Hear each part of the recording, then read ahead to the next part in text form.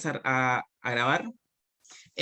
Bueno, nos encontramos aquí con el estimado Salvador Simó Algado, ¿cierto? Él es un investigador, docente de la Universidad de Cataluña de España. Él es egresado de la primera generación de terapeutas ocupacionales de la Universidad de Zaragoza, ¿cierto? En el año 1994, impulsor, autor de Terapia Ocupacional Sin Fronteras, un libro muy citado en la universidad, por lo menos en nuestra universidad es muy citado, con trabajos con personas como autores como Frank Cronenberg, Michael Iwama, también autor de lo que es la terapia ocupacional ecosocial, uno de mis grandes amores, y también de libros como Suicidio y Vida, El diario de viaje por la vida, y también realizador de proyectos desde la terapia ocupacional en países como Kosovo, en Bosnia, y también con los refugiados mayas, que creo que es un proyecto muy hermoso que tuve la fortuna de leer hace muy poco.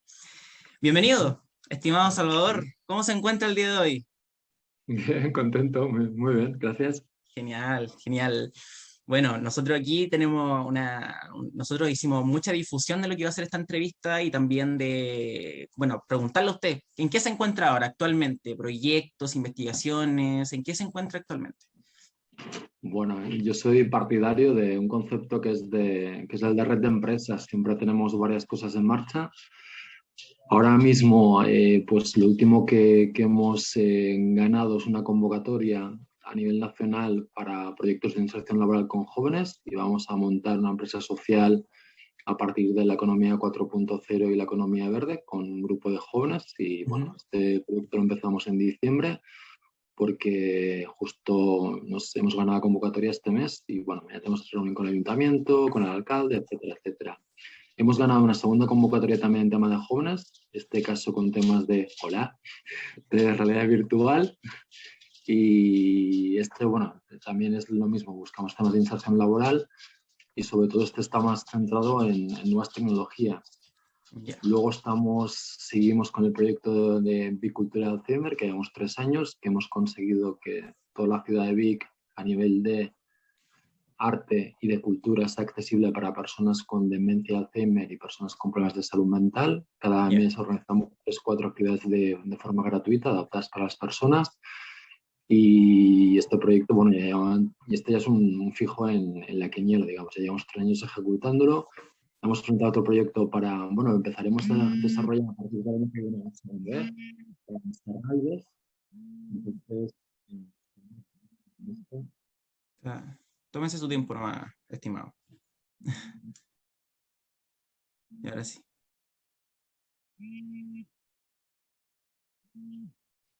Es que me están llamando los de la reunión que tenía ahora. Pero bueno, igual ya les doy largas, no te preocupes.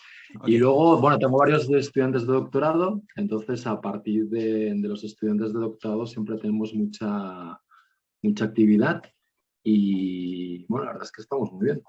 O sea, tenemos proyectos con tema de peer-to-peer, tenemos un proyecto con temas de realidad virtual, también salud mental, otro de arte, otro de empresa social. Entonces, tenemos muchas cosas. Muchas cosas, sí, así vamos viendo hartos proyectos y todo desde la mirada de terapia ocupacional, ¿verdad? O Bueno, con otras disciplinas también. bueno, siempre son equipos mixtos. Siempre son equipos... Un segundo, ¿eh? Jordi, te pasas el link a tu móvil. ¿Vale?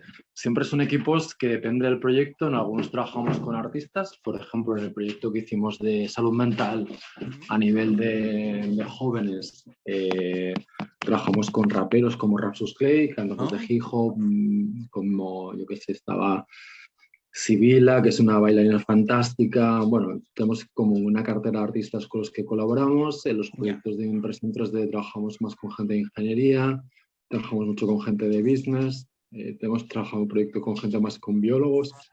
Entonces, que el equipo cambia y lo que es fijo también en los equipos es misma participación, desde la ocupación significativa, transcultural, como la nueva intervención. Entonces, la ocupación siempre es el elemento central. Digamos, el andamiaje teórico es la ocupación humana, pero a partir de ahí yo siempre digo que los estudiantes que seáis muy promiscuas y promiscuos teóricamente y sobre todo profesionalmente. O sea, no caigáis jamás en el gueto de terapia ocupacional de solo terapeutas con terapeutas, porque esto no llega a ningún sitio. Entonces, Claro. ya te digo, siempre es el leitmotiv es la ocupación humana, pero a partir de ahí construimos equipos muy, muy distintos. Ya, perfecto. Bueno, veo que está en muchas cosas, en hartos proyectos y la verdad que es bueno escucharlo. La ideal, usted había hablado en alguno de sus fundamentos de que lo ideal es no siempre quedarnos en la teoría, sino llevarlo a la práctica. Eh, bueno, le comento que esta entrevista va a consistir en algunas preguntas que vayan ligadas, ¿cierto? Bueno, el objetivo es recalcar la investigación, ¿cierto? En la formación profesional. Le vamos a hacer unas cuantas preguntas desde su opinión, desde lo que son las distintas formas metodológicas de ir adquiriendo esta pasión por la investigación. Yo soy Diego Mardones, se me olvidó presentarme. La que estaba aquí al lado es Natalia Ocampo. Yo soy el presidente de la Sociedad Científica y Natalia es la vicepresidenta. Bueno, al terminar con nuestras preguntas, van a ir las personas que están presentes en la reunión, van a tener la oportunidad de poder hacerle preguntas a micrófono abierto y tratar de que esto dure, ojalá, no más de una hora como máximo, ¿ya? Para no quitarle tanto tiempo. Bueno, la primera pregunta, que creo que muchas personas se la hacen, en realidad tiene que ver con, ¿desde dónde nace su pasión por la investigación-acción participativa desde la terapia ocupacional en comunidades? Bueno, yo básicamente vengo de cooperación internacional. Mi primera experiencia, yo el primer año de carrera, no sé en qué año estáis vosotros, Diego y Natalia, pero yo el Cuarto. primer año de carrera pues yo ya en el primer año acabé 3 meses viajando por África, estuve en el norte de Kenia y allí ya vi realidades como el hambre y vi realmente gente, zonas con hambruna, vi los efectos del cambio climático, porque en el norte de Kenia son zonas de sequía. Claro. Entonces, ahí un poco se me giró bastante. Bueno, yo siempre dije que no volví a casa diciendo he visto la luz, voy a cambiar mi camino, pero mi camino tomó un rumbo muy distinto. El segundo año de carrera yo ya estaba en los campamentos de refugiados como voluntario en Kosovo, ahí en Bosnia, perdón, 93, 94, 95 fui Bosnia. En 96 tuve la oportunidad de trabajar con comunidades indígenas mayas 6 meses en Guatemala. En 99 estábamos en Kosovo. Entonces yo vengo de cooperación internacional. Cooperación internacional es la vida real, la tienes aquí. O Claro. sea, yo siempre digo que la cooperación internacional ves lo mejor y lo peor del ser humano y lo tienes aquí, con lo cual no te puedes esconder. Entonces yo en el año 2000, mi padre tenía Alzheimer, llevaba unos años con Alzheimer y cuando la enfermedad de mi padre progresó un poquito más, yo ya vi que no podía continuar en cooperación, entré en la universidad y a mí la verdad es que la universidad me parece que no está bien planteada. Yo creo que la universidad, como John Dewey dice, su misión debe ser formar, John Dewey dice que tenemos que formar a ciudadanos cosmopolitas, porque la universidad es el profeta de la democracia. En cambio, la universidad que me encontré, que la que existe todavía, es una universidad que está preocupada, en Europa por lo menos, con publicaciones, que sea cuartiluno, revistas de impacto, lo cual está bien, pero no podemos olvidar que estamos en un contexto global con cambio climático, inequidad, pobreza, guerras, fascismos, con lo cual la universidad tiene que estar al servicio de la sociedad en este aspecto y no estar preocupada únicamente por si publicamos en Q1. Entonces, yo la forma que tengo de seguir trabajando en la práctica, sin que me echen de la universidad, es a través de la investigación-acción. Yo Claro. todos los proyectos que hago son de investigación y hacemos publicaciones, intentamos que sean Q1, pero a mí me sirven y me interesan y tienen sentido para mí. Como terapeuta ocupacional, lo que hago tiene que tener sentido porque son todos proyectos de alto impacto social y piensa que cada año estamos dando servicios gratuitos de atención en el proyecto de arte y cultura, proyectos en las escuelas de promoción de salud mental, unas 600, 700 personas de forma gratuita a través de los dos proyectos. Y sobre esto hacemos la investigación. Esto es unos grandes motivos, es la cabra tira al monte y yo necesito estar. Segundo motivo, la teoría que no surge de la práctica no sirve. Claro.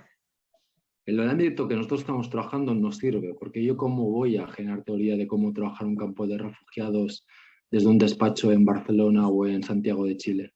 ¿Cómo podemos crear teoría de cómo tendríamos que trabajar con las comunidades desde un despacho aislado en una universidad?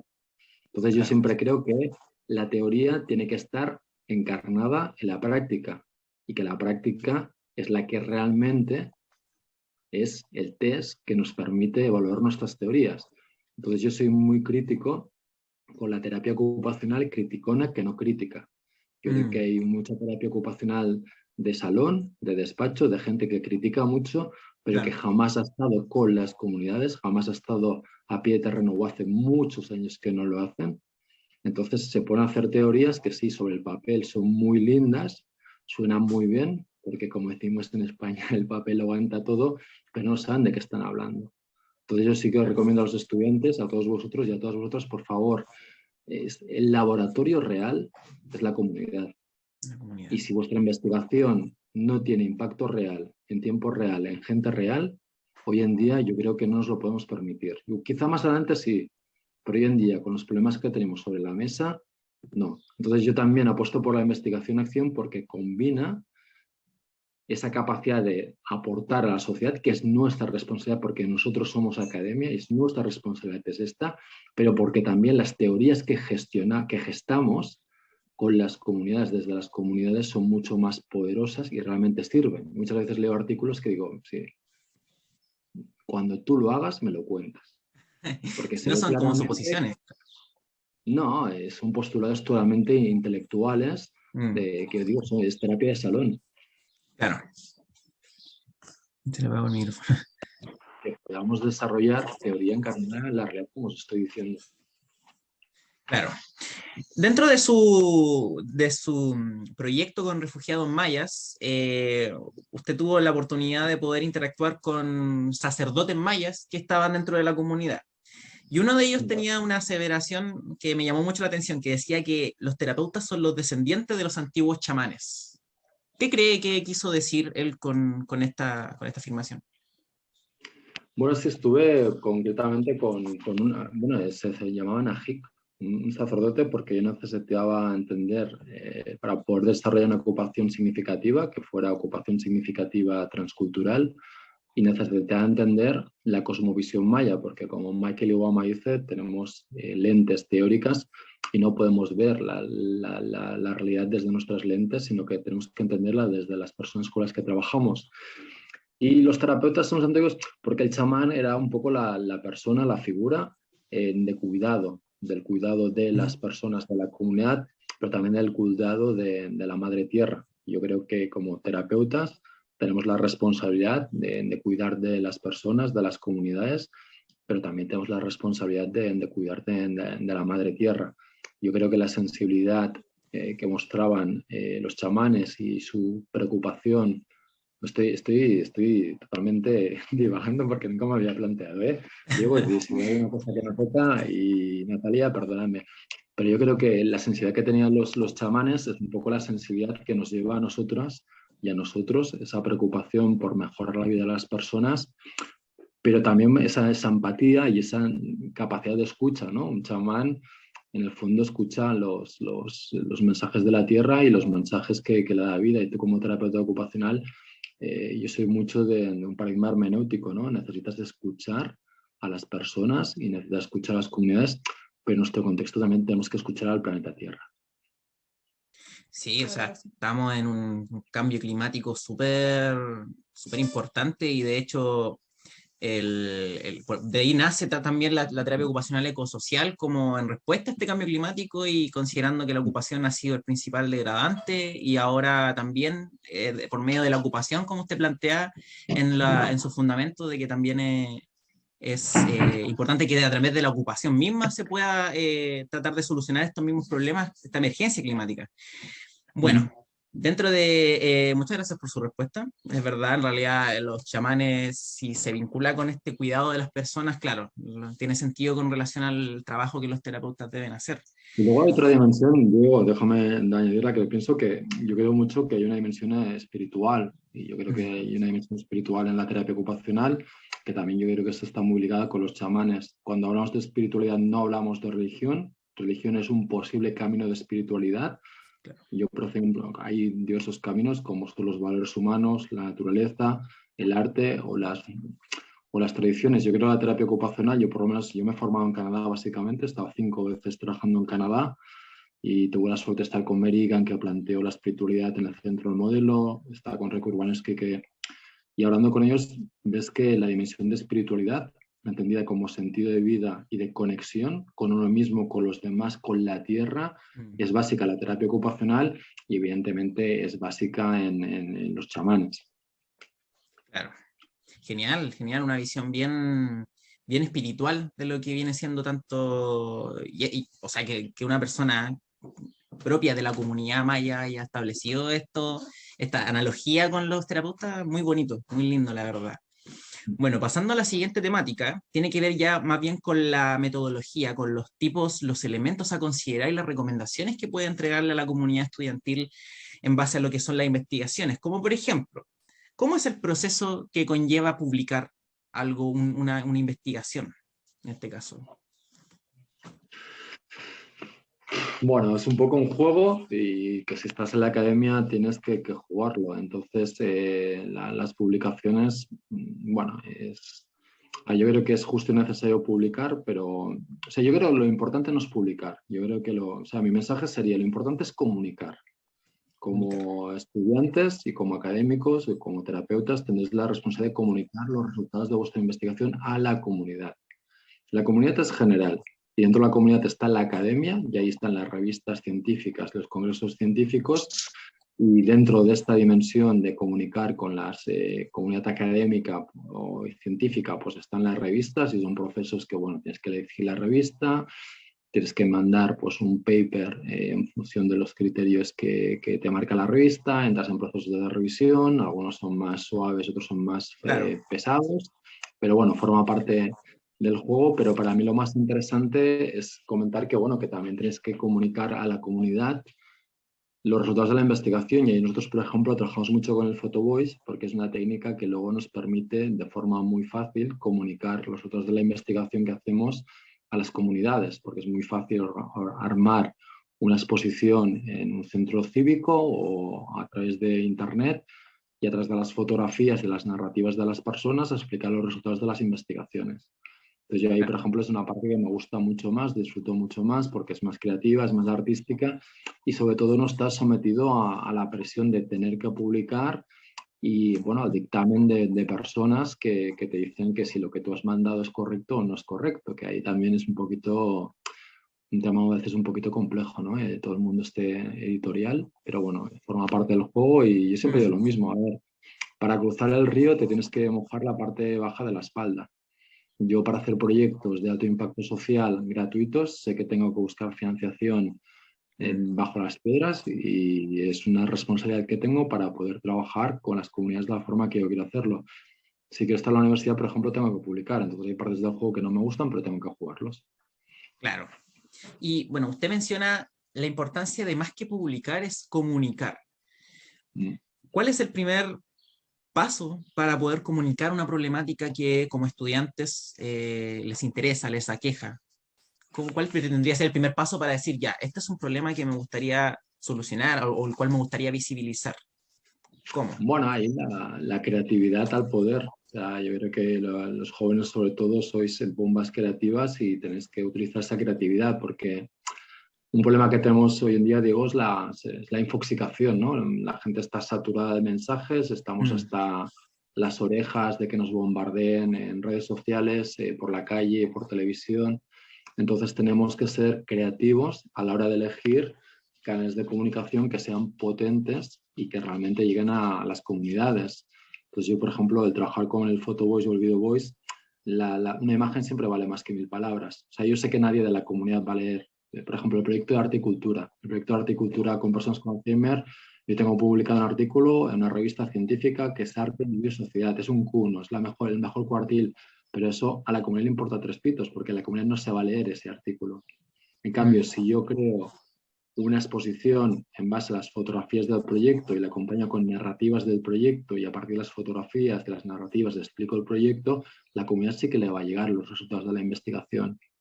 Entonces es un ejemplo de cómo a partir del arte publicamos porque forma parte del juego y a mí me encantó la publicación y estoy además muy contento de ella. Voy a congresos científicos, tal, pero también hemos hecho la otra estrategia y sobre todo comunicamos a partir de que cuando nos invitan a jornadas, a conferencias, porque a veces son de carácter científico, pues hemos estado en conferencias en universidades o en congresos pero también nos invitan mucho a actos donde comunicamos hacia personas de la comunidad y transmitimos las investigaciones a la comunidad.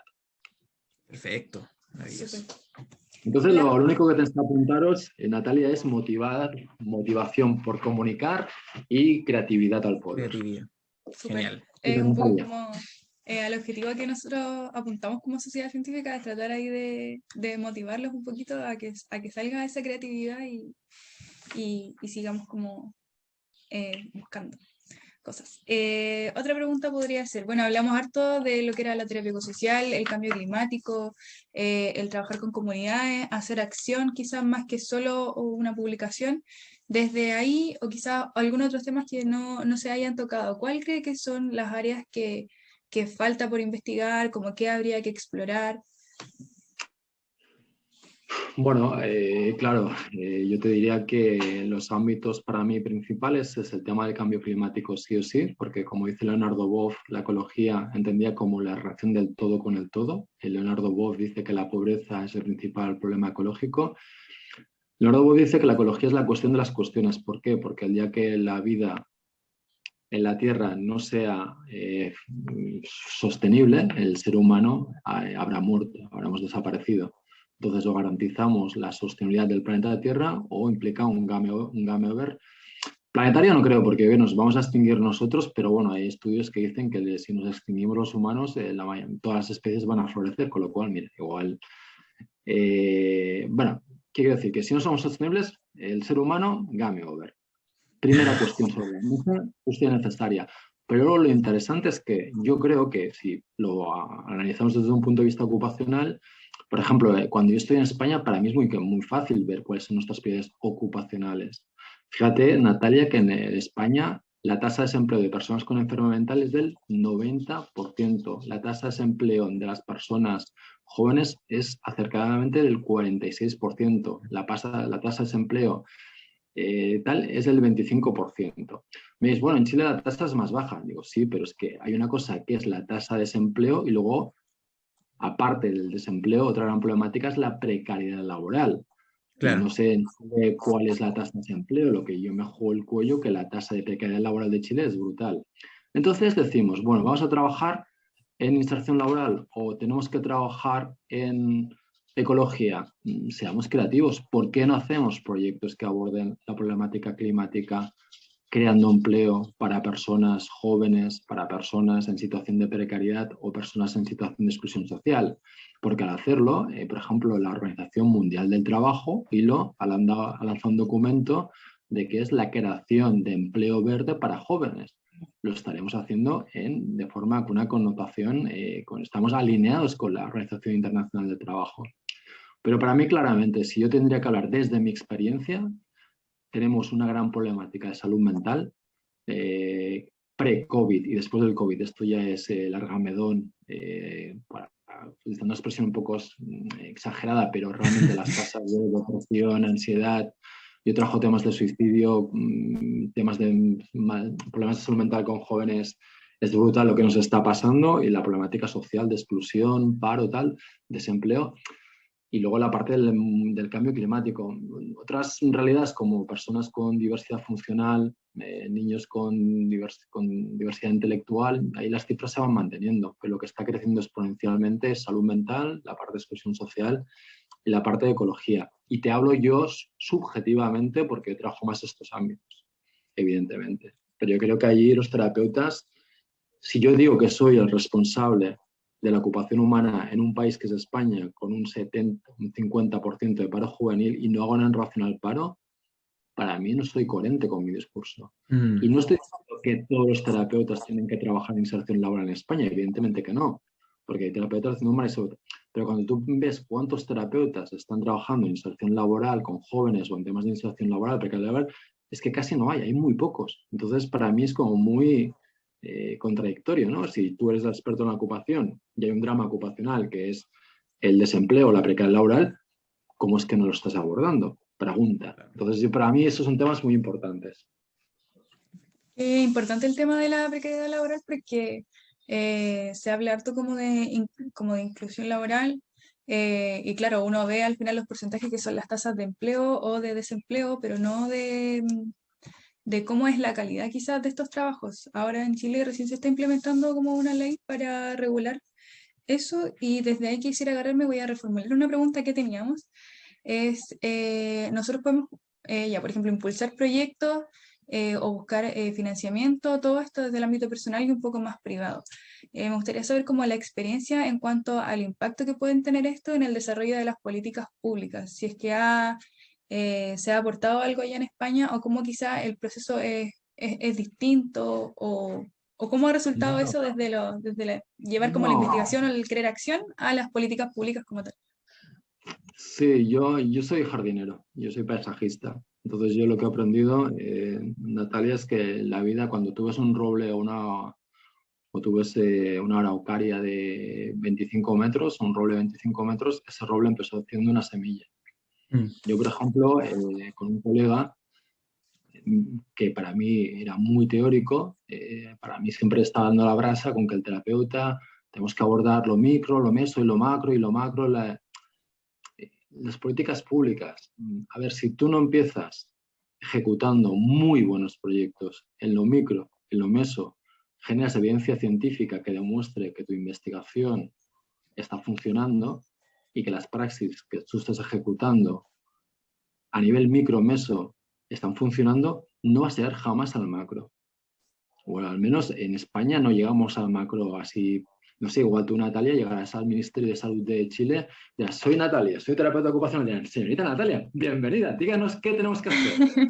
Mi experiencia, ¿cuál ha sido? Lo contrario, que empezando picando mucha piedra, empezando desde la base, ahora estamos interlocutando con la Diputación de Barcelona, pues me llaman cuando hacen políticas de arte y cultura. ¿Por qué? Mm. Porque llevamos 5 proyectos de arte y cultura con el Museo Thyssen de Madrid, con la Fundación Serrals de Portugal, por el proyecto de Vic, porque trabajo en el CCCB, porque trabajo con la Auditoría Nacional de Cataluña, y todo esto es lo que me habilita para sentarme con la Diputación de Barcelona para discutir política pública de la Diputación en temas de arte.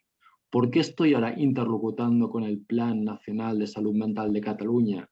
No, perdón, estoy con el Pacto Nacional por la Salud Mental de Cataluña, porque hemos hecho investigación en relación al suicidio, porque tenemos muchos proyectos en relación a la salud mental, y en base a lo que yo he hecho, nos invitan, pero no me invitan por ser un terapeuta ocupacional.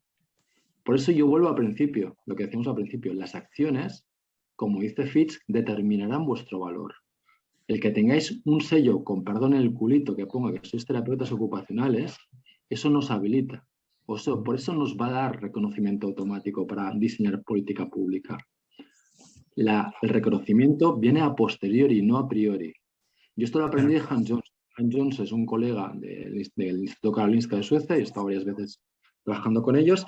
Y Hans Johnson hizo una tesis doctoral, una investigación muy potente sobre la jubilación en Suecia, el proceso de jubilación, y a partir de los resultados de su investigación, el gobierno sueco, cuando creó un grupo de expertos para la jubilación, invitaron a Hans Johnson. ¿Por qué era terapeuta? No, porque su tesis doctoral era sobre este ámbito y había demostrado que tenía conocimientos de este ámbito. Claro. Pues en España siempre digo lo mismo, el conocimiento es a posteriori, o sea, no me llores. No te quejes ahí, es que no conocen la terapia, es que no valoran. Es que no la pueden valorar porque tú no la estás comunicando. Pero no la comunicas como niño pequeño. Y soy terapeuta, yo tendré que estar haciendo... No, muéstrame tus proyectos, Claro. muéstrame tus praxis, muéstrame tus publicaciones, muéstrame cómo comunicas a la comunidad, muéstrame tus resultados. Y a mí me ha pasado varias veces, me contrataron en un ayuntamiento de Manlleu y literalmente, Natalia, esta fue una técnica de servicios sociales, me dice, Salvador, yo tenía una visión de los terapeutas, tú trabajas diferente. Yo quiero que para Manlleu, para la ciudad, era un proyecto de diseño de prevención de la pobreza, que lo que has hecho en el Jardín Miquel Martí i Pol, ese proyecto de inserción laboral que has hecho con jardines, no sé, queremos esto, no lo que el terapeuta ocupacional nos habían dicho que era o que nos decían lo que hacían. No, yo quiero lo que tú has hecho allí. O sea, que lo que habló por mí y lo que me ficharon fue por lo que yo había hecho. Claro. Entonces, señores terapeutas ocupacionales, lo que me interesa es el portafolio que tú tengas de proyectos. Mm. Sí, es como la historia que se va generando Para detrás. política pública tenéis que generar pues, una base de conocimiento en base a proyectos que os habilite para que os reconozcan como expertos en vuestro ámbito y entonces sí que podréis diseñar la política pública, pero no a priori, sino a posteriori. Bueno, aquí podemos ver en verdad, yo creo que para todos los que nos están escuchando, claro, una evidencia como muy real de que en base a nuestros pequeños proyectos, nuestras pequeñas ideas, al llevarlos como a lo concreto finalmente, porque eso es como llevar algo a lo concreto, más que solo tener como ideas en la cabeza, eso es lo que realmente nos puede dar el peso para hacer cambios, como hacer cambios reales. Y piensa, Natalia, que lo pequeño no es, porque el Talmud dice que quien salva un mundo, a una persona salva a la humanidad. Entonces, si tu proyecto es con 5 personas y es maravilloso, y si tu proyecto el día de mañana es con 5.000 es maravilloso, pero el de 5 personas es maravilloso también. Ahí no es la cantidad, es la calidad de lo que haces, es el corazón que le pongas, es el alma que le pones a los proyectos, es el conocimiento científico que le pongas a los proyectos. No es la cantidad ni el presupuesto. Yo he empezado proyectos, el proyecto Martí Pol, empezamos con $900, que me daba, yo tenía dinero para hacer un jardín en mi casa, en mi terraza, con $900, y lo subimos al final hasta $100.000, pero nos llevamos unos años de trabajar con cariño, pero el proyecto en el minuto 1, cuando teníamos $900 de presupuesto, era igual de hermoso que cuando llegamos a los 80, $100.000. Sí. Bueno, hay que mantener ahí, qué importante eso, como mantener el cariño y la motivación por lo que uno está haciendo. Es como un servicio de entrega al final, que es como la base, yo creo que de la personalidad de un terapeuta ocupacional.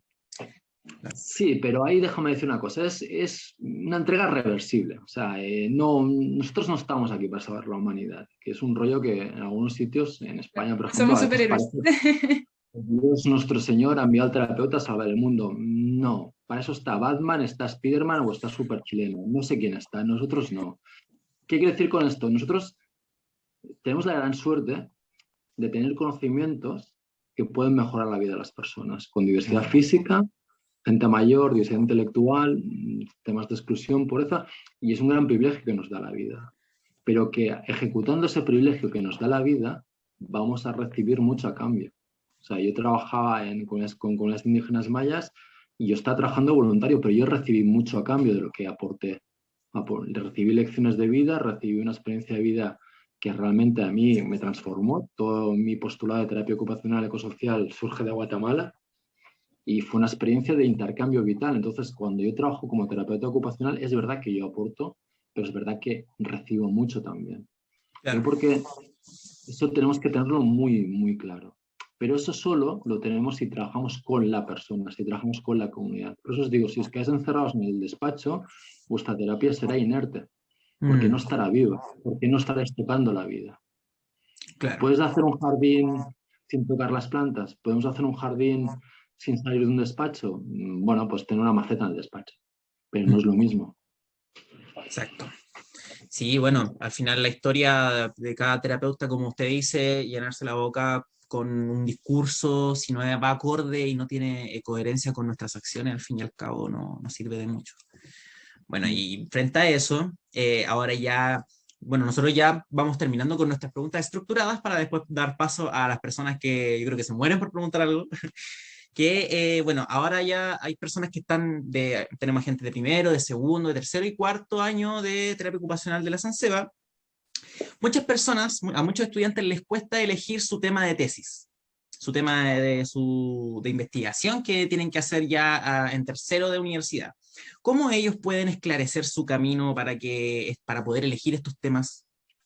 ¿Qué consejo les daría? La vida se mueve por pasiones. ¿Qué te apasiona? ¿Qué te gusta? O sea, yo me he dedicado al ámbito de cooperación internacional y porque yo desde pequeño había algo en mí que me decía que, bueno, igual que yo de pequeño a mi madre le verbalicé, yo cuando sea mayor soy profesor universitario, que yo ni me acordaba, y cuando me ficharon, empecé a trabajar primero en Canadá, mi madre me lo recordó: ¿te acuerdas de lo que dijiste cuando eras pequeño? Y yo, no, pues que quería ser profesor universitario. Yo, por ejemplo, recuerdo la época universitaria que siempre que había una conferencia sobre cooperación internacional, yo estaba ahí sentado en primera fila. Y a mí desde siempre la antropología me ha apasionado, la naturaleza me ha apasionado. Entonces, que yo he terminado haciendo proyectos de investigación y sobre todo de acción en temas de refugiados responde a mi pasión vital. Entonces, yo creo que o sea, la investigación es ardua, la investigación es dura, la investigación, cuando yo, por ejemplo, hice un proceso de tesis doctoral, son muchas horas, son muchos días, son muchos meses. Un proceso de tesis doctoral al final son 4 años. Si el tema de investigación no te apasiona, estás muerto. O sea, tiene que ser algo que intelectualmente te estimule, tiene que ser algo que evidentemente desde un punto de vista de la ocupación o haya una problemática de disfunción ocupacional o pueda haberla, pero sobre todo tenéis que buscar temas que realmente os apasionen o que para vosotros sea significativo. Yo, por ejemplo, ¿por qué hice investigación sobre el suicidio? Porque una persona muy cercana a mí, pero muy cercana a mí se suicidó. Entonces a mí cuando me plantearon hacer la investigación sobre el suicidio, yo fui al Hospital General de Vic, Salvador, queremos trabajar contigo, tú eres muy bueno en cualitativa, nosotros somos muy buenos en cuantitativa, pero en cualitativa no controlamos mucho, queremos hacer historias de vida, tú eres experto en esto, vamos a trabajar contigo, queremos que vaya. Yo dije, sí, ¿cuál es el tema? Me dijeron suicidio. Yo recuerdo que, no sé si el doctor Arrufat, que era con el que estaba hablando, me vio la cara, pero a mí yo pensé, ¿quién me ha quitado el suelo?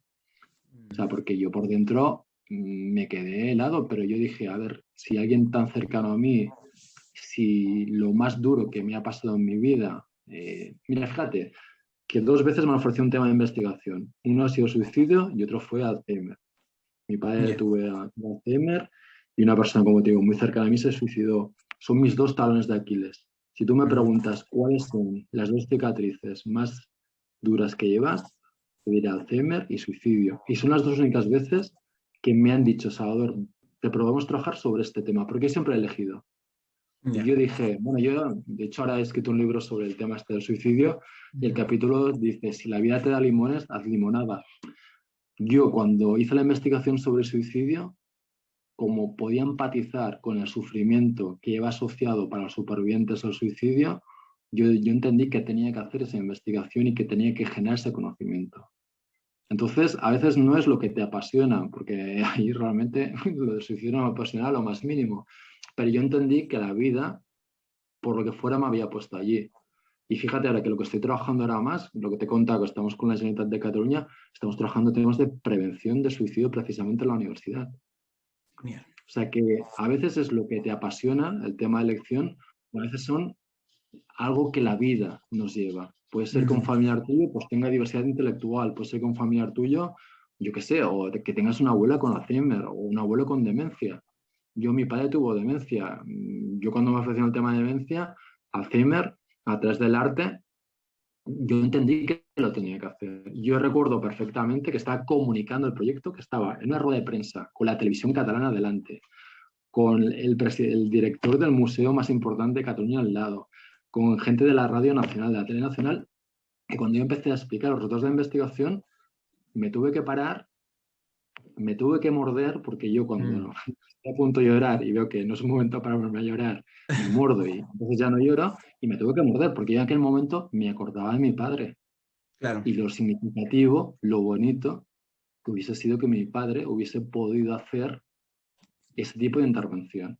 Y yo estaba súper feliz porque al conocer el sufrimiento que acarrea el Alzheimer para los familiares y para las personas con demencia, el poder contribuir con esto me parece tan bonito, aparte de lo académico, aparte de lo científico, aparte de las publicaciones, pero para mí en el fondo lo que queda, y te fijas, lo que queda es esto. Entonces, 2 respuestas, que yo no sé por qué me estoy enrollando mucho. Pasión, pero también historia de vida. Pasión e historia de vida. Anoten eso, gente que están ahí escuchando. Bueno, no, antes nosotros tenemos como hoy una pregunta motivacional, pero un poco para más adelante, para darle el Para espacio cerrar. igual a los chiquillos, que entiendo que el Fundamento de Terapia está en clase y termina a las 4, así que para que aprovechen de hacer las preguntas que quieran. Sí. Y mientras hacen las preguntas, recordad que estáis en un país, que Chile, que tiene terapeutas maravillosos y que tiene terapeutas que están haciendo cosas fantásticas. He tenido suerte de estar en muchas universidades de Chile y estoy fascinado por muchos de los proyectos que he visto, las intervenciones que se están haciendo, con gran sensibilidad social, con gran sensibilidad humana, por los derechos humanos. Entonces estáis en un país que hay mucha gente que está sudando la camiseta desde la base y haciendo investigación y haciendo proyectos maravillosos, con lo cual hay mis felicitaciones como chilenos, chilenas, pero también aprovechad el privilegio que tenéis de tener cerca profesionales como los que tenéis. Genial. Como Alejandro Guajardo, usted trabajó con Alejandro Guajardo de la Universidad de Santiago. Nosotros tuvimos la fortuna de conocerlo hace poco también. Sí. Pero, por ejemplo, Alejandro para mí es un gran ejemplo. O sea, Alejandro Guajardo, cuando habla de derechos humanos, bueno, Alejandro es un virtuoso de la teoría, pero Alejandro Guajardo, el trabajo que ha hecho en derechos humanos en vuestro país con gente superviviente de torturas, ahí está la base para mí de Alejandro Guajardo. Y aparte de que intelectualmente Alejandro Guajardo es brillante y tiene una capacidad de teorizar brutal, pero la fuerza que tiene para mí Alejandro Guajardo es la praxis que ha hecho en salud mental y en derechos humanos. Y de ahí sale su teoría, y por eso su teoría es potente. Si Alejandro Guajardo no hubiese jamás trabajado ni en salud mental, ni con personas de tortura, ni supervivientes de dictadura, sería muy bueno, sí, pero no sería tan brillante como es. Exacto.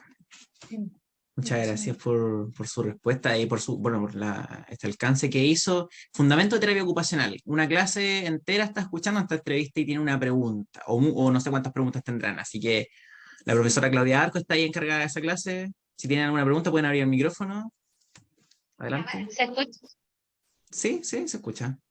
La pregunta que tenía era de que, o sea, obviamente en su país es diferente la situación y hay innovaciones que tienen un alto impacto. ¿Cuál sería una de las innovaciones actuales que habría que ha hecho terapia ocupacional en su país? O sea, que haya hecho así como un gran cambio, por decirlo de cierta manera. Bueno, cuando dices innovaciones, si es más, claro, innovación puede ser de muchos tipos. Si estamos hablando de tecnologías, yo creo que últimamente, como una de las tesis doctorales que estamos liderando es con Néstor Aparicio, que es un terapeuta ocupacional brillante, y él está innovando mucho con impresión 3D. De hecho, el proyecto que estamos trabajando de inserción laboral con jóvenes con 3D, Néstor está en el equipo. También estamos trabajando mucho aspectos de realidad virtual y, por ejemplo, cómo la realidad virtual nos ayuda en procesos de inserción laboral y también nos está ayudando con procesos de, por ejemplo, con demencia, Alzheimer, etcétera, etcétera. Esa parte de innovación me parece súper bonita. A veces la innovación, también yo creo que a través de arte y cultura estamos haciendo cosas muy potentes. El convertir que toda una ciudad sea capaz de ser amigable de la demencia de Alzheimer, yo creo que también es una gran innovación el poder escalar los proyectos, ya no una institución, sino que es toda una ciudad que es amigable de las personas con demencia a partir del arte. Y estamos intentando, el siguiente paso es que sea todo un país que sea amigable. Y para terminar, como innovación me parece muy bonito otro proyecto que estamos ejecutando, que es el trabajar con peers.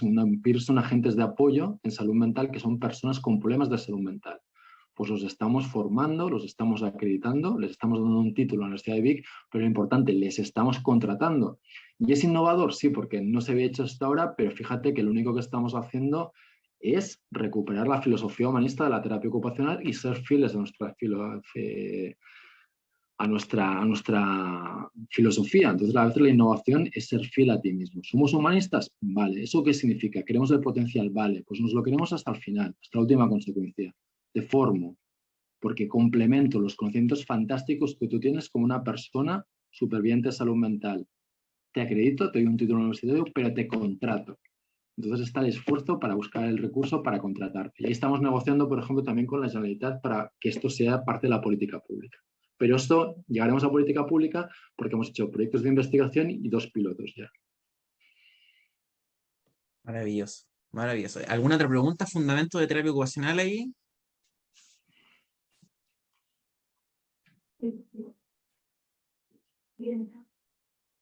¿No? ¿Alguien más? Mira, está un poquito nerviosa la compañera, ahí viene. Ah, ya. Está nerviosa.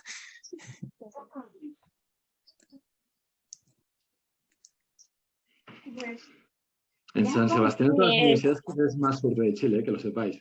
¿Cómo? ¿Cómo? Que la San Sebastián es de las universidades que tenéis mucha suerte en Chile de estar donde estáis, estudiando donde estáis.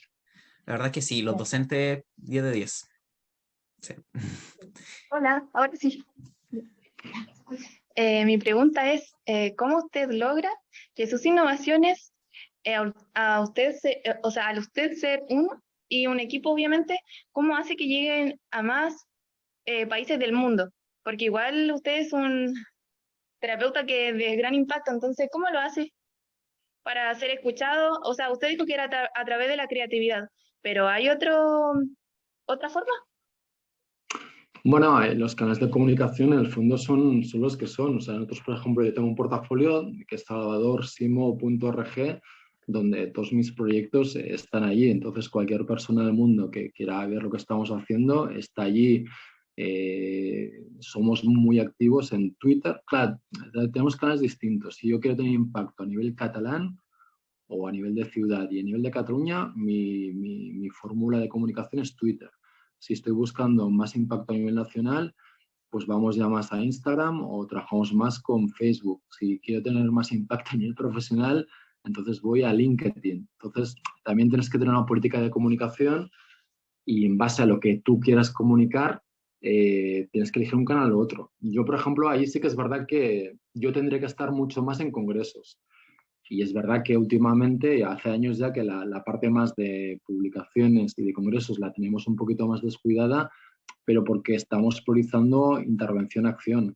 Entonces, ante una situación tan de crisis como ahora, pues es cierto que estamos priorizando proyectos y evaluar los proyectos e intentar hacer proyectos de mayor impacto.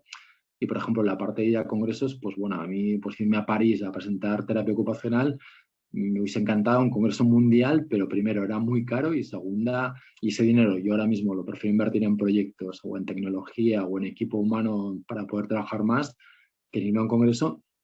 Y segundo, aparte de que es caro, priorizamos la parte esta de proyectos.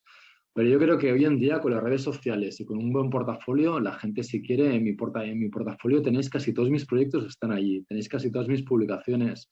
Yo también hago cursos en terapia, tengo la web de Teo Sin Fronteras y si vais a Teo Sin Fronteras, ahí tenéis la posibilidad también de hacer cursos. Ahora estoy haciendo un curso con el Colegio de Galicia, tuve la gran suerte de hacer un curso con la Universidad de San Sebastián y ojalá que pueda hacer más con vosotros en la Universidad de San Sebastián. Las redes sociales facilitan mucho la comunicación y la internacionalización. Y luego por proyectos también estamos internacionalizando. El proyecto que empezamos de arte y cultura lo hemos hecho en Cataluña y ahora lo vamos a desarrollar en Portugal. El 16 de diciembre me voy para allí. Y yo estuve en Santiago de Chile, me acuerdo la última vez que vine a Santiago y estuve visitando un museo que tenéis, el de Bellas Artes, y estuve visitando 3 más. Había el Gabriela Mistral, me parece que se llamaba, que me encantó.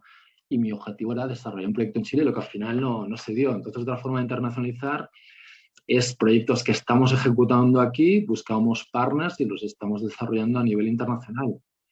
Entonces, yo qué sé, si en vuestra universidad pues queréis hacer proyectos como los que estamos haciendo, ahí también podemos colaborar y es una forma también de internacionalizar. Por ejemplo, el equipo de Rebrota, que está aquí en Chile, en Concepción, si no recuerdo mal, toda la parte ecosocial son brutales. El equipo de Rebrota de Chile, y surgió un poco el Rebrota a partir de lo que había escrito de ecosocial, de mis proyectos del Jardín Martín Pol. Pues bueno, ahora en Chile hay un proyecto maravillosísimo, fantástico, que está liderado por el equipo Rebrota. Exacto, sí. Rebrota tenemos ahí, bueno, un docente, Óscar es uno docente de la carrera también y sí, en realidad. Bueno, lo esperamos cuando venga a Chile, ahí nos comunica y lo vamos a estar esperando aquí en la San Seba. Sí, Rebrota tiene harto impacto como dentro de nuestra universidad por eso mismo. Es como uno de las prácticas de la carrera que sale como de lo cotidiano quizás que se ve en el plan de estudio, de lo clínico, claro. Sí.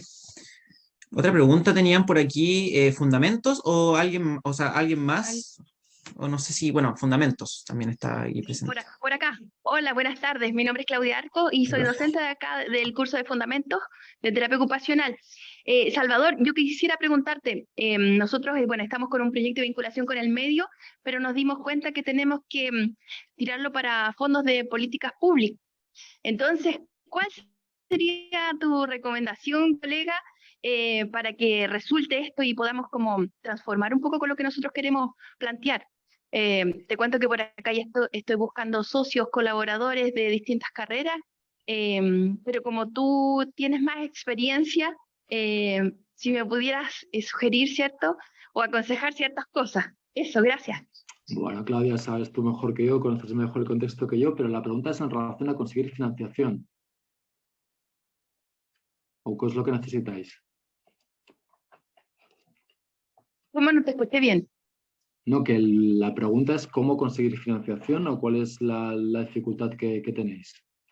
No. Tengo financiación, voy a postular ahora, pero con un grupo de colegas de distintas disciplinas. Lo que pasa es que la universidad tiene un fondo para investigación y después publicar, o sea, hacer ajustes, ¿cierto?, en las políticas públicas, incidencia en las políticas públicas. Entonces, como tú tienes más bagaje en este tema, me gustaría que tú me pudieras sugerir como puntos claves que hay que tener en cuenta a la hora de hacer este tipo de investigación para impactar en las políticas públicas. Eso.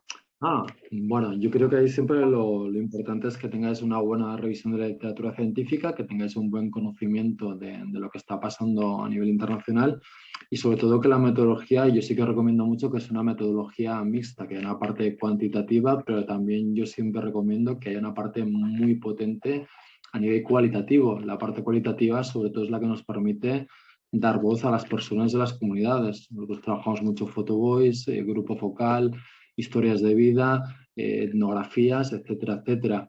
Incluso lo que nos está sirviendo mucho también es incorporar a las personas como coinvestigadores desde la investigación-acción y de la investigación-acción participativa, el incorporar a las personas de la comunidad como investigadores y como coprotagonistas del proceso de investigación, porque realmente contra más la investigación está basada en la comunidad y con la comunidad, más sólidos van a ser los resultados y eso os va a permitir pues, diseñar mejor política pública, pero seguro que lo estáis haciendo mucho mejor que yo, entonces ahí pocas cosas te puedo decir, Claudia.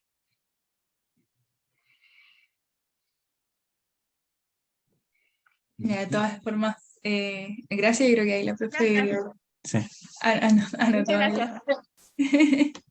las cosas. ¿Alguien más que tenga Sí, para ir chiquillos. terminando, para ir Sí. cerrando? Déjame añadir el tema de internacionalización, el si podéis trabajar, o sea, fantástico que planteas que sea interprofesional, eso ya es maravilloso, Claudia, pero si podéis plantear, aparte que sea interprofesional, aparte de incluir a personas como coinvestigadoras de los propios colectivos, el trabajar en hubs internacionales, el poder trabajar con gente maravillosa que hay, pues yo que sé, en Costa Rica, está en Santa Pablo, son fantásticos, en Argentina, por citar lo que conozco más, o incluso con colegas de otros países, yo creo que ese luego le da muchísima fuerza a las investigaciones. ¿Le puedo conectar? Me voy a quedar sin batería. Genial. Tómese su tiempo nomás. ¿Alguna otra persona que tenga una pregunta de los presentes? Antes de ir cerrando.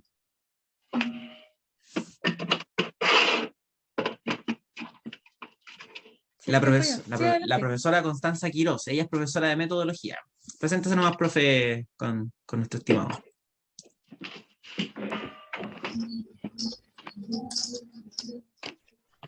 Hola, hola Salvador, hola estudiantes. Hola, Constanza. Quería consultar respecto a la experiencia que han tenido ustedes en el área de ecosocial. Por mi parte, yo soy bióloga, soy ecóloga y trabajo hace harto tiempo con la Escuela de Terapia Ocupacional acá en la San Sebastián, en el área de metodología de la investigación, y habíamos estado tomando algunas ideas respecto al desarrollo de investigación en el área ecosocial en conjunto. Entonces, mi pregunta va más que nada hacia que nos puedas compartir tu experiencia, porque si consideramos que el cambio global se debe a las ocupaciones humanas, pero a su vez se forma un círculo vicioso, porque el mismo cambio global genera problemáticas en las ocupaciones humanas y también problemas de pobreza, etc. ¿Cuáles son las principales barreras que han visualizado ustedes al momento de proponer cambios en las comunidades que están con estas problemáticas ambientales y sociales? ¿Y cuáles son para ustedes como los caminos facilitadores para promover estos cambios? No sé, es que yo creo que en el fondo, Constanza, la gran pregunta, la pregunta del millón es ¿cuál es la alternativa? O sea, yo creo que la gran parte, o sea, está muy claro que el cambio climático está provocado por la ocupación humana y que es una ocupación humana que está regida por un paradigma capitalista basada en la acumulación de capital, ¿de acuerdo? Que criticar el capitalismo, decir que el capitalismo es responsable del cambio climático como modelo económico, de acuerdo, pero ¿cuál es la alternativa? Yo creo que el gran quién y donde estamos intentando investigar, y nosotros, por ejemplo, estamos explorando caminos alternativos como la economía del bien común, el de crecimiento sereno, o yo, por ejemplo, en el que más apuesto, el que más cercano es para nosotros, es el emprendimiento social. Es como desde aquí y ahora empezamos a generar modelos económicos donde el reto social y el reto ecológico es la finalidad última, no es la acumulación de capital, pero lo hacemos desde el aquí y desde lo proximal, porque lo que no podemos hacer es criticar el capitalismo y luego caer en las retropías, o sea, caer en regímenes económicos de hace 50 años o caer en las utopías, o ya las como decir, oye, pues no, mira, vendrán los ángeles del cielo y nos darán de comer porque el mundo será, o sea, Bauman es muy claro, o sea, no caer ni en retropías ni en utopías. Entonces yo creo que yo, por ejemplo, apuesto por el emprendimiento social porque es desde lo que tenemos, que no me gusta, pero es lo que yo tengo. Yo tengo un capitalismo extremo y Chile, bueno, vuestro capitalismo extremo ya no es extremo, lo vuestro ya es de traca, pero es desde ahí donde tenéis que partir. Entonces, desde ahí, por ejemplo, el generar empresas sociales que vayan al mercado, pero que vayan con un ADN social, salud y ecológico. Y yo estoy trabajando con muchas empresas sociales como Moltacte, como La Falleda, como Dona Colors, y desde allí crear alternativas reales que están dando de trabajar a la gente, pero que están compitiendo en el mercado ya y están transformando el paradigma económico. Porque para mí la finalidad es la transformación del paradigma económico para generar un paradigma económico que sea respetable con los derechos humanos y con el planeta. Pero solo lo hacemos desde dar alternativas reales. Entonces yo creo que ahí explorar de crecimiento sereno, economía del bien común y sobre todo para mí lo que es, yo me he formado con Yunus, el premio Nobel de la Paz, Muhammad Yunus en economía social. Yo sigo este postulado de economía social, pero en América Latina tenéis McNiff, tenéis muchos teóricos muy buenos, teórico-prácticos de este tema. Yo creo que ahí, desde esto, es crear alternativas, porque si esas alternativas funcionan, irán creciendo. Es el modelo de la biología, tú lo sabes mejor que yo. La semilla en la tierra fértil crece, y la semilla, el árbol, pues acompañado de árboles da un bosque, y eso da un hábitat. Pero yo creo, yo es la única forma que lo entiendo. Muchas gracias. A vos. Genial, genial. Bueno, ahora ya para ir terminando, para ir cerrando, recordarle, gente, que todas estas cosas bueno, ustedes las pueden igual, si quieren materializar algún proyecto, alguna idea, pueden inscribirse al curso que está impartiendo nuestro presente entrevistado, ¿cierto? Donde bueno, ahí pasamos por la sala del otro día mencionando bien, y en nuestras redes sociales igual pueden ver todos los detalles, está el link de inscripción para este curso, bueno, la información específica, los precios, todo lo pueden encontrar en nuestras redes sociales, chiquillos. Ahora bien. Sí. Dale, Sí. sí. Ya, quizá esta es una pregunta un poco más como personal, digamos, para nosotros como sociedad científica. Nosotros también hemos realizado proyectos para fomentar el tema de la investigación, para que los estudiantes en el fondo se motiven por crear proyectos, por hacer más cosas más allá de solo estudiar para una prueba y pasar la asignatura. Pero desde ahí, no sé si nos pudiese entregar como alguna estrategia o alguna quizá forma de hacer de motivar a los estudiantes a que investiguen, a que formulen proyectos, a hacer. Bueno, básicamente el conocimiento es poder. O sea, y bueno, primero está la parte que es vuestra responsabilidad, es mi responsabilidad. Somos academia. Como academia tenemos la responsabilidad de generar un conocimiento que mejore la vida de las personas salud, social, ecología, inclusión, diversidad, discapacidad, lo que queráis. Primero es por responsabilidad y segundo es porque es un tema de poder. Si yo tengo conocimientos, puedo mejorar la vida de las personas, puedo mejorar mi sociedad, puedes mejorar un país maestro que se llama Chile, puedes mejorar un continente precioso que es América Latina, puedes contribuir a generar un mundo más redondo, como dice Galeano, con que tengamos el derecho a soñar. Pero eso os lo va a dar el conocimiento y la investigación nos da conocimiento. Porque sin conocimiento somos estériles. Si yo me voy a Kosovo, un país en guerra, y llego allí, vengo a ayudar, señores, porque estoy muy preocupado por los niños de la guerra, y me dicen, vale, si tú qué sabes hacer, qué conocimiento tienes, y yo, no, yo vengo a ayudar, pero no tengo conocimientos. Soy una molestia, soy un estorbo. Entonces, primero, de cada 100 personas, no sé si son 7 que tienen el privilegio de ir a la universidad. Ustedes están entre esos 7 privilegiados, ese 7%. Tenéis el hartísimo privilegio de estar en Chile, donde hay terapeutas y terapeutas fantásticos, universidades fantásticas, y la San Sebastián todavía más. Con lo cual ahí, cuando uno es un privilegiado, tiene una deuda de responsabilidad con la vida. Pero luego, el conocimiento es la vida. El conocimiento es pasión, el conocimiento es belleza, el conocimiento es arte. Ostras, si estudiáis únicamente para aprobar exámenes, mi consejo sería dedicaros a, yo que sé, a hacer crucigramas en vuestra casa. Eso no es la universidad. La universidad es el amor. O sea, diferenciar conocimiento de sabiduría. Si lo único que hacéis es saltar de examen en examen, ingerir, deglutir conocimientos de libros, vomitarlos literalmente en un examen, que la semana siguiente no os vais a acordar de nada, eso no es la universidad. La universidad es esculpiros humanamente, científicamente, en conocimiento, para que podáis mejorar la vida de las personas y de las comunidades, y al hacerlo vais a recuperar mucho más.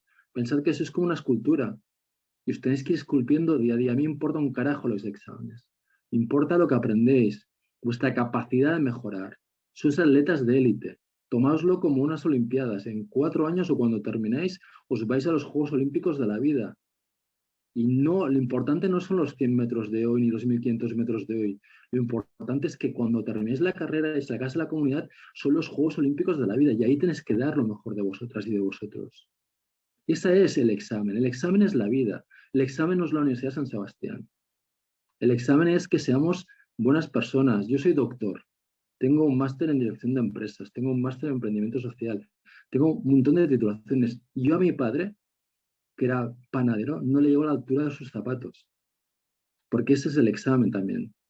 Y os tenéis que preparar para ser buenas personas. Formaros y ser buenos profesionales. Para las Olimpiadas de la vida, no para los exámenes de la Universidad de San Sebastián y otra. Entonces, por Dios, apasionados, estáis en la mejor época de vuestra vida, sois bombas creativas, vuestras neuronas están a tope, vuestros músculos están a tope.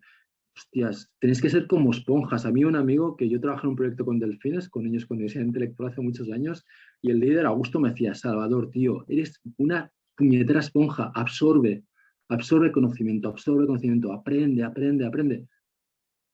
Y todo lo que he aprendido en la vida, luego, todo lo que he invertido en conocimiento, la vida me lo ha devuelto multiplicado por 1000. Ya, por Dios, no convertáis la universidad en una caja de cartón, como dice el poeta Martí Paul. Ya, no caigáis en la mirada triste, rutinaria. Abrid los ojos, la vida es muy bonita, pero depende de vosotros, que seáis capaces de verlo. Potente mensaje nos entrega Salvador Simó, gente. Realmente sí, es verdad, al fin y al cabo el conocimiento viene siendo poder y si queremos realmente concretar un proyecto y queremos cambiar una realidad, implica compromiso, más allá de simplemente sacarnos un 7, que el 7 es la nota máxima aquí en los certámenes, sacarnos un 7 cualquiera puede hacerlo, pero llevar a cabo aquello que aprendiste para poder concretar y materializar una idea, no todos lo pueden hacer y de ahí viene la motivación que usted menciona. Sí, genial. Nosotros agradecemos profundamente la oportunidad de poder conversar con usted. Me encantaría hablar con usted por horas, pero no se dará, el tiempo no nos da, pero realmente agradecemos mucho la oportunidad de poder hablar con usted, de poder entregarle este mensaje tan potente a lo que es la comunidad estudiantil de la Universidad de San Sebastián. Nosotros tratamos siempre de fomentar la investigación para eso mismo, para no solo quedarnos con los que nos enseñan en clase, sino ir más allá, poder visibilizar áreas que no están visibilizadas, poder realizar proyectos que pueden mejorar nuestro conocimiento, ampliar nuestro conocimiento y llevar ese conocimiento a la práctica. Entonces, realmente agradecidos mucho por esta oportunidad. ¿Algo que decir? Sí, no, creo que yo con el Diego quedamos como muy llenos con esta entrevista. Creo que el mensaje, sobre todo lo último, fue súper potente. Yo creo que a los compañeros también, me imagino que lo recibieron de la misma forma. Quedamos motivados para, para seguir estudiando, seguir con los proyectos que estamos, ambos estamos también en proyectos, algunos chicos de acá también, así que para seguir. Y como decíamos antes, seguir con la misma motivación, el cariño con los proyectos y sin duda que, así como la experiencia que nos mencionaba de que hay retribución de vuelta, nosotros también la hemos vivenciado, de no solo dar, sino que también hemos recibido desde ese cariño y eso es muy enriquecedor. Entonces, claro, muchas gracias. No sé qué más agregar. Sí, ¿se sintió bien en la entrevista? Sí, fantástico. Bacán, genial. Bueno, muchas gracias a todos los que participaron, a todas las personas que asistieron. Vamos a subir la grabación de esta entrevista a nuestro canal de YouTube. ¿Ok? Ahí les damos el link. Muchas gracias, estimado Salvador. Nosotros vamos a seguir difundiendo lo que va a ser el curso de Terapia Ocupacional Sin Fronteras. Ya tenemos mucha gente interesada. Yo también voy a inscribirme, así que vamos a darle con todo, ¿no? Armamos un proyecto juntos, Chile, Cataluña, pronto. Estaríamos muy ansiosos de hacer algo así que de que se podría concretar. Bueno, pues un abrazo fraterno para vuestra tierra, que le tengo mucho, mucho cariño. De hecho, es el lugar de América Latina donde he estado más veces. He estado 5 veces en Chile y bueno, es donde más cariños y buenos recuerdos tengo y gente maravillosa que tenéis ahí por vuestro país. Un abrazo muy fuerte.